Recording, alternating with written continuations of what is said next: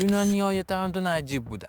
اونا پایه‌های فلسفه و دموکراسی رو گذاشتن و میگفتن عقل انسان مقیاس همه چیزه. ولی وقتی به معماریشون نگاه میکنم انگار با یه چیز ماورایی طرفم. ستون‌های بزرگ و متناسبی که از هیچ کدومشون حتی 1 سانت هم کم و زیاد نشده. چطور میشه که یه تمدن اینقدر بناهای بی‌نقصی میسازه؟ راز این هنر چیه؟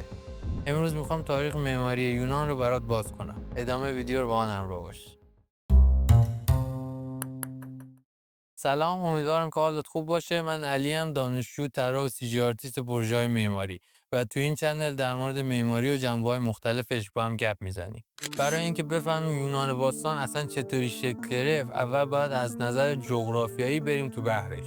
یونان سرزمین کوههای سنگی، دره‌های بزرگ و جزیره‌های مختلف بود که مثل تیکه‌های پازل توی دریای اژه پخش شده بودن. همین وضعیت باعث شد که مردمش نتونن یک دولت مستقل و بزرگ داشته باشن و به خاطر همین داستان دولت شهرهای کوچیک تشکیل شد که هر کدوم یک تنوع خاصی داشتن و با هم دیگه متفاوت شدن. ولی قبل از این دوره یه اتفاق خیلی مهم افتاد. یه سری قبایل از شمال به اسم دوری‌ها به سمت جنوب لشکرکشی کردن و تمدن میسنی که ما دوره ژیبوز رو کلا نابود کردن. یونان بعد از این اتفاق برای چند قرن رفت روی دوره تاریک که جوری بود که حتی خط نوشتاری خودشون هم فراموش کردن تو این قسمت تاریخ. بعد از این دوره شروع کردن به الهام گرفتن از فرهنگ‌های اطراف و تمدن‌های مجاور و دوباره از نو ساختن این فرهنگو و کم کم دولت شهرها یا اون پلیس‌ها با هم متحد شدن و یونان باستان اینجا ساخته شد. چیزی که یونان رو از بقیه تمدن‌ها جدا میکنه 3 تا اصل کلیدیه: انسان، طبیعت، عقل. یونانی‌ها به این باور رسیدن که دیگه لازم نیست برای هر چیزی به جادو و جنبل و افسانه‌ها پناه ببرن، چون با عقل و منطق میتونستن همه چیز رو بفهمن. برای همین بود که فلسفه و تاریخ نویسی استارت خورد و جای تفکرات قدیمی رو گرفت. این باور هنر و معماریشون رو زیر و رو کرد. اونها میخواستن نظم و زیبایی طبیعت رو به شکل یک اثر هنری انسانی در بیارن و برای همین برای هر خدایی که داشتن از زئوس تا آتنا یک معبد اختصاصی ساختن. معبدها فقط یک جای عبادت نبودن و نمایشگاهی برای بهترین آثار هنری حساب می شدن.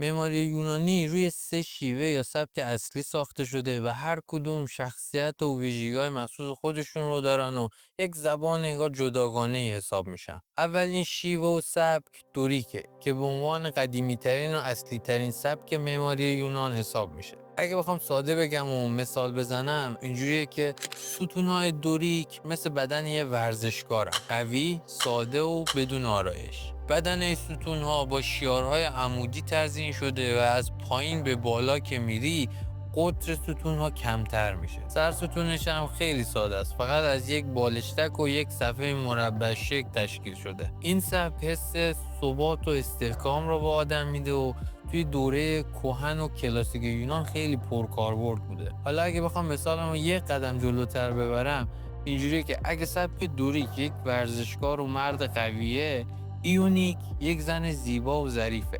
این سبک از مناطق ایونیا توی آسیای صغیر اومده و نسبت به سبک دوریک خیلی لطیفتره. ستونهاش بلندتر و نازکترن و مهمترین ویژگیشون اون شیپ حلزونی سرستونهاشه.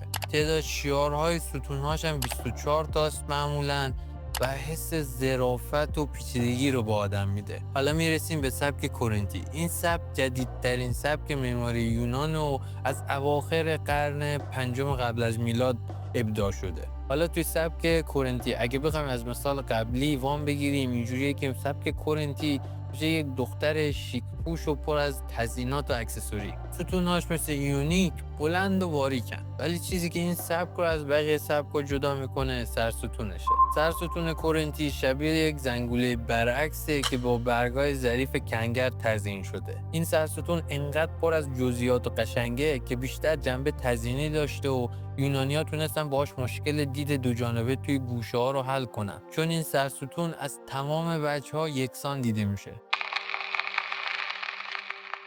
بعد از پیروزی یونانی‌ها توی جنگ با ایران یک دوره جدیدی از پیشرفت شروع شد که بهش میگن دوره کلاسیک. هست این تحولات شهر آتن بود که به مرکز هنر و معماری جهان تبدیل شد. بزرگترین پروژه دور کلاسیک بازسازی آکروپولیس بود که تمام بناهاش چکیده معماری یونان را نشون میده. مهمترین بنای مجموعه آکروپولیس معبد پارتنونه که به افتخار الهه آتنا ساخته شده و شاهکار معماری سبک دوریکه. ولی یه تردستی هنر جالبی پشت این بنا وجود داره. هیچ خط مستقیمی توش نیست. وقتی به پارتنون نگاه میکنی فکر می‌کنی همه چیز صاف و کامله.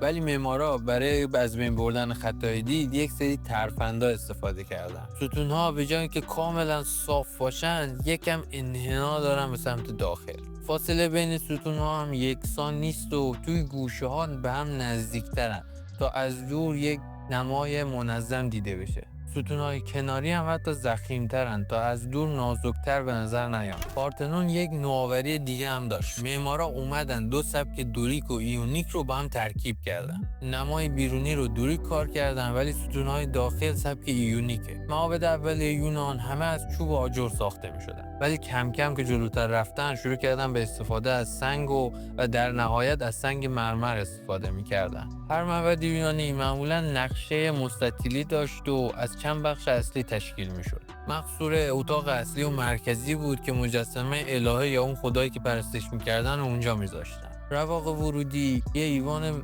ستوندار بود که جلوی مقصوره می‌ذاشتن و به عنوان ورودی ازش استفاده می‌شد و رواق پشتی شبیه رواق ورودی بود اما پشت مقصوره قرار می‌گرفت و برای نگهداری نزولات ازش استفاده می‌شد. یکی دیگه از بخش‌های اصلی معبد سنتوری بود که یک فضای مستطیلی شکل بالای نمای معبد بود. این فضا رو معمولاً با نقش برجسته‌های از خدایان می‌اومدن تزیین می‌کردن. یونانی‌ها برخلاف مصری‌ها و هندی‌ها که به تزیین داخل بناها اهمیت می‌دادن، تمرکزشون رو روی تزیین نمای خارجی معابد گذاشتن تا از بیرون هم با شکوه و زیبا به نظر برسن. این مدل سنتوریا رو یونانی‌ها از روی معماری اژه‌ای الهام گرفتن.